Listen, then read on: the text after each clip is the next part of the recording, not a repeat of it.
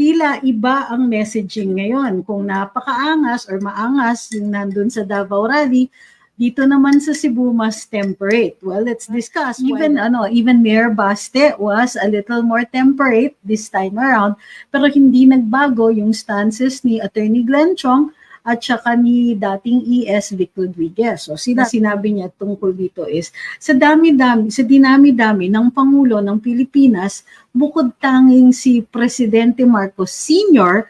ang nakapag-succeed sa pag-e-extend ng kanyang termino through the change in the Constitution.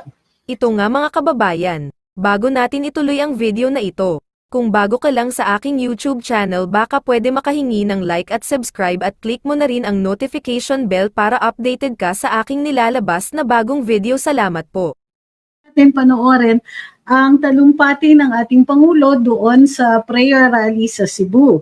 At tila iba ang messaging ngayon. Kung napakaangas or maangas yung nandun sa Davao Rally, dito naman sa Cebu mas temperate. Well, let's discuss why that might be, why that is so, or the possible reason kung bakit ganon.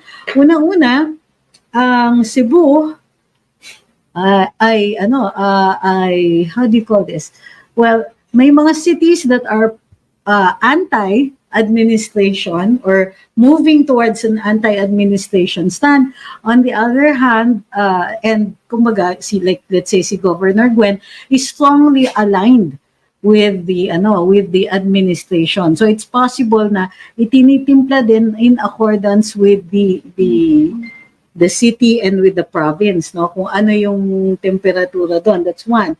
The other is that the former president might be de-escalating in accordance with a certain timetable. These are all theories kasi as you know, the former president will never explain what is going on here. Sabi ni Kim, so bakit pati boses ko ay pinupuna ninyo? You think it's not me? What's going on? Anyari, what is going on? Okay.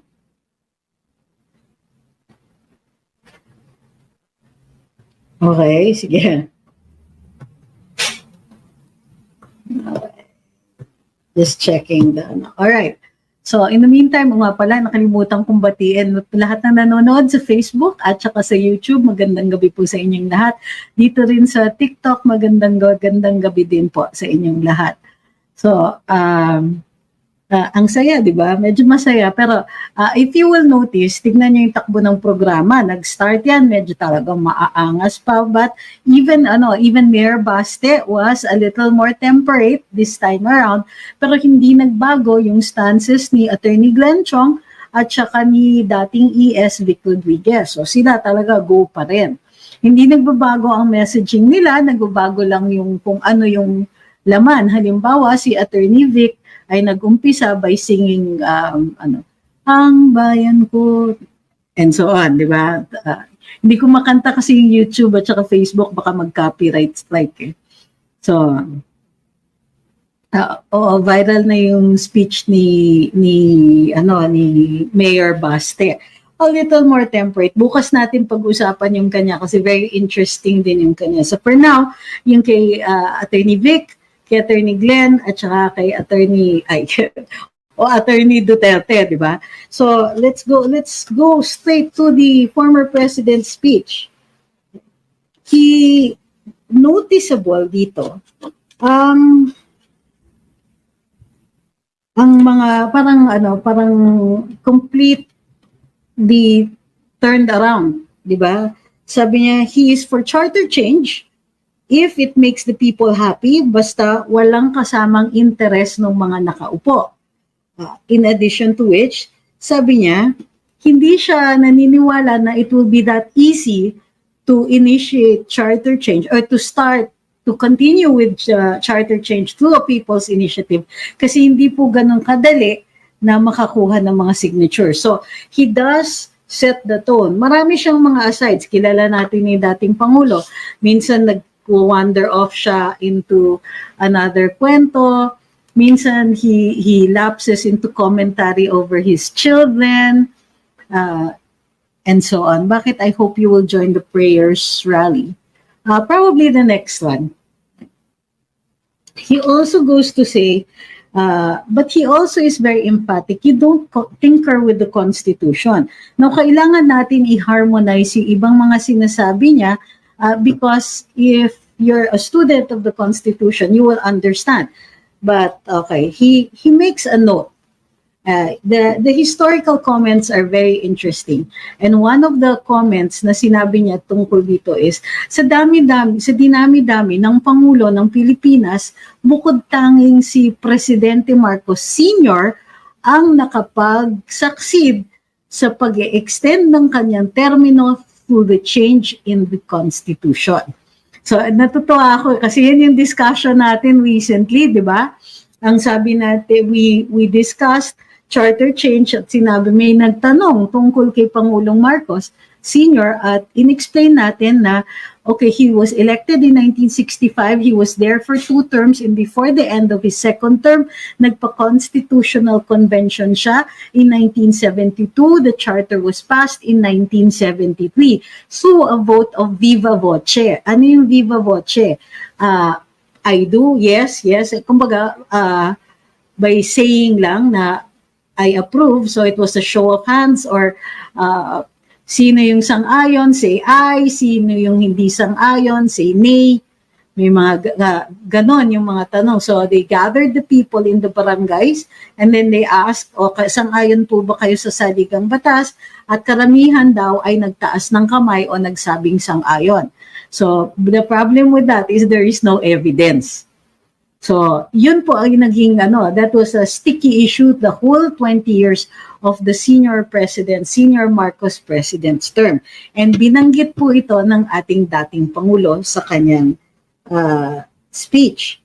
Bukod pa dyan, isa dun sa mga na-discuss natin noon, ay sinasabi niya na, sige, okay lang, charter change, gusto ninyo mag-extend ng mga termino ninyo. Sige, mag-extend ng termino ng Pangulo, ng Prime Minister, and so on. Sige, okay lang daw yun. However, the incumbents should not benefit from that. Tama siya doon. Actually, yun nga yung inaano ko. Kasi may Supreme Court ruling. Ang sabi niya, dun sa Supreme Court ruling, they were deciding kasi on a law where the congressmen were legislating an increase in salaries. Sabi ng Supreme Court, okay lang daw yon. Gumawa ng batas increasing your salaries provided it is prospective in nature, meaning yung current congressmen hindi pwedeng mag-benefit dun sa kanilang batas that benefit congressmen. Gets nyo? So, inuulit lang po niyan, inuulit lang po ni Pangulong Duterte, he knows about the Supreme Court ruling na pag itong mga to ay gumawa naman ng saligang batas at magre-redound to their benefit, yun talaga, tututulan natin yun o tututulan niya. At sinabi pa niya, Pangulong Marcos, bakit ganun? Pangulong Marcos, you were elected to 1 term. Stick to that. Kumbaga, gusto niyo ng mahabang termino para sa mga pangulo, pwede yan. Pero hindi na pwede sa iyo. Kasi ikaw, hinalal ka sa saligang batas na nagsasabing 6 na taon lang ang termino mo. So, he did talk about his presidency also.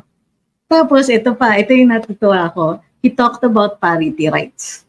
Naligaw na naman siya. We were talking about history and you remember this. Itong parity rights na to, matagal ko na pong dinidiscuss maging dito sa ating live at saka sa Karambola.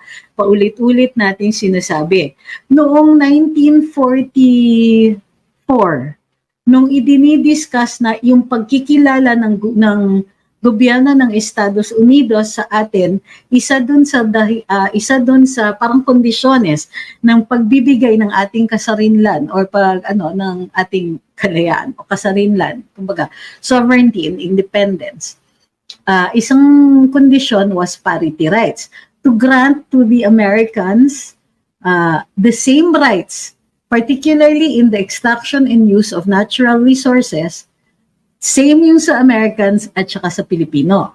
But only with regard to Philippine resources. Kasi hindi tayo nag-benefit dun sa mga resources ng US, we were not able to claim their resources. Okay? So, sabi niya, isa yun sa dahilan kung bakit na setback tayo dahil dun sa mga ginawa sa atin ng mga colonizers, both the Spanish as well as the Americans. Ang tingin ko, he did not think that the Japanese occupation, which was less than 4 years, was significant enough sa atin. Kung tutuusin, very Asian, and a lot of the things that they imposed a lot of the rules that they had here actually resonate with us. So during the time of the Japanese occupation, we actually had divorce. And for those people who got divorced during the Japanese occupation, to this day, it is still considered legal.